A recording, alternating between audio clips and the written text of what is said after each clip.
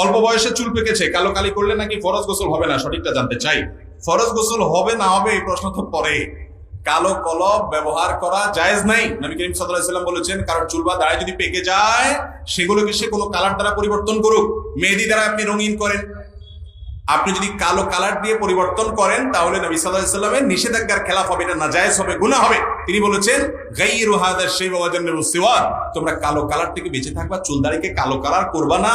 এটাকে কি বলে আপনার খিজাব, কালো খিজাব মারবা না। কালোর সাথে অন্য কালার মিক্স করে যদি মারেন, অর্থাৎ আপনি মেহেদি দিলেন সাথে কালো দিলেন, জায়েজ হতে পারে। আর ওযুর মাসআলা হলো যে কালারের কারণে ওযু যাবে না, ব্যাপারটা সেরকম না। বাজারে যে সমস্ত মেহেদি পাওয়া যায়, আর্টিফিশিয়াল মেহেদি, এই মেহেদি সম্পর্কে আমার একসময় সঠিক ধারণা ছিল না, সেজন্য আমি একসময় মনে করতাম এই মেহেদি ব্যবহার করলে ওযু হয় না।